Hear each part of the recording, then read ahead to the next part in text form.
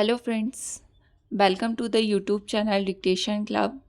आज का dictation free steno practice batch जो कि SSC stenographer grade C and D के लिए चलाया जा रहा है कि एक्सरसाइज नंबर 11 है, जो कि 80 शब्द प्रति मिनट की गति से होने वाली है।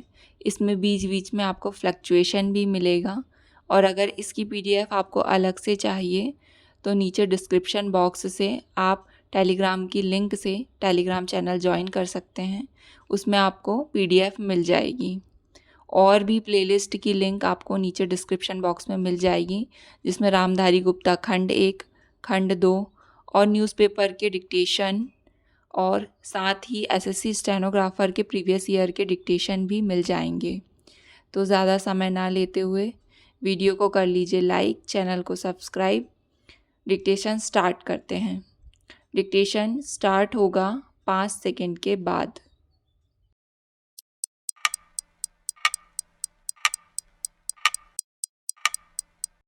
महोदय, मैं इस बैठक में आपका हार्दिक स्वागत और अभिनंदन करता हूँ।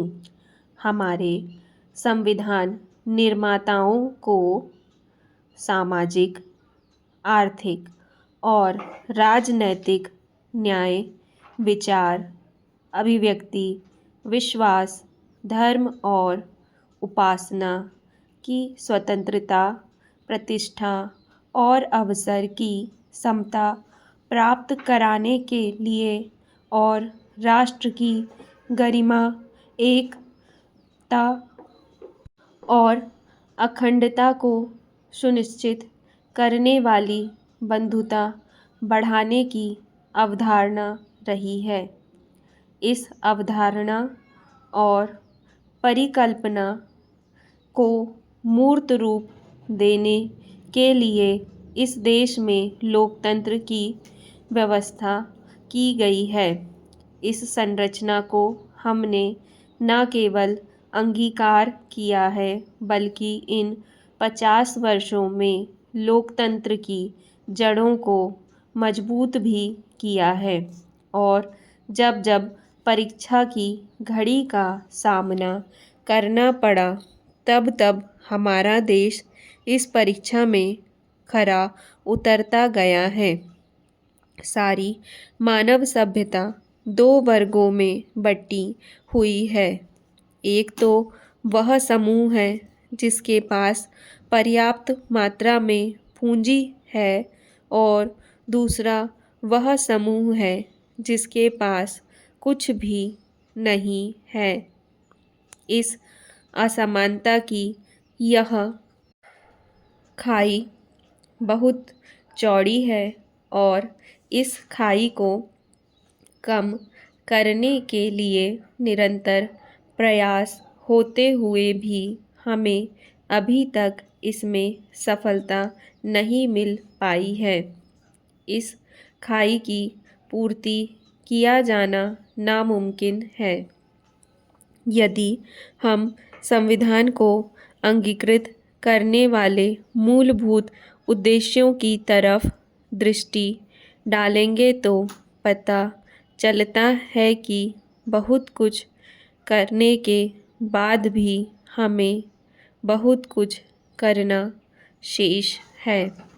महोदय, आप जानते हैं कि लोकतांत्रिक पद्धति में अनेक दल होते हैं और ये दल अपने अपने सिद्धांत और कार्यक्रम के आधार पर मूल उद्देश्य तक पहुंचना चाहते हैं, लेकिन कभी-कभी मूल उद्देश्यों को प्राप्त करने की दिशा में जो साधन अपनाए जाते रहे हैं, उनमें भिन्नता होने के कारण हमें आंशिक सफलता ही मिल पाती है। इसलिए हमें ऐसे क्षण भी निकालना चाहिए जब सभी दल बैठकर समग्र विकास के सिलसिले में अपने विचारों के माध्यम से किसी भावी योजना की परिकल्पना करें।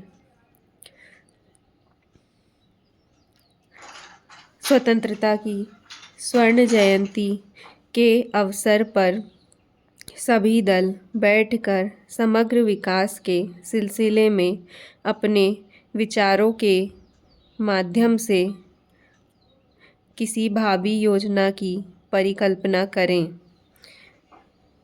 और अवसर पर उपलब्ध ये क्षण निश्चित रूप से हम सब लोगों को यह अवसर देता है कि हम अपने विकास उपलब्धि भूल और भविष्य की दिशा के बारे में आत्मचिंतन करें।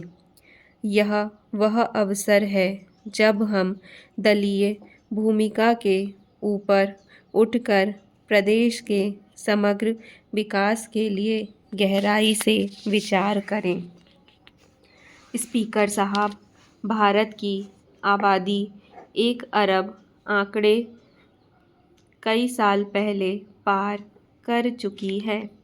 जनसंख्या के मामले में चीन के बाद दूसरा सबसे बड़ा देश हमारा है। यह बात ठीक है कि साधन सीमित हैं और जनसंख्या असीमित होती जा रही है, जिसका बुरा असर हमारे अधिकांश संसाधनों पर पड़ रहा है। जनसंख्या में हो रही वृद्धि के कारण आवास, भोजन और रोजगार से जुड़ी समस्याओं से हमारी अर्थव्यवस्था दो चार हो रही है। अंधाधुंध पेड़ काटे जा रहे हैं, पानी का गलत तरीके से दोहन हो रहा है। जिस जमीन पर किसान खेती कर रहे थे, वहाँ आज बहुमंजिला इमारत ही इमारत बन रही हैं, जिसके कारण हमारी भौगोलिक व्यवस्था बिगड़ रही है। हमारे देश की सबसे बड़ी विडंबना यह है कि धार्मिक राजनीति के चलते कोई भी सरकार जनसंख्या नियंत्रण नीति को प्रभावी तरीके से लागू नहीं कर पाई है। बेहतर है कि देश की चिंता करने वाले लोग जनसंख्या नियंत्रित करने के उपायों के बारे में सोचें। एक परिवार में एक सदस्य के 1 या 2 बच्चे हों, उनको ही सरकारी सुविधा का लाभ देने का प्रावधान किया जाना चाहिए। तभी जाकर हमारा देश विकास के रास्ते पर चल सकेगा। स्पीकर महोदय, मैं भारत की आबादी के बारे में पहले से ही अपना मुख्य वक्तव्य दे चुका हूँ और आज भी बतलाना चाहता हूँ। भारत में बढ़ रही जनसंख्या और अनियंत्रित शहरीकरण के कारण जल संकट गहराता जा रहा है। दिन प्रतिदिन घटते भूजल स्तर से हमारा जीवन दिन पर दिन असुरक्षित होता जा रहा है। खास तौर पर आज भी शहरी लोगों को दिक्कतों का सामना करना पड़ रहा है। यह बात सर्वे के माध्यम से मालूम हुई है और कि दुनिया के सबसे ज़्यादा जल संकट वाले 20 शहरों में से 5 भारत के अंदर मौजूद हैं।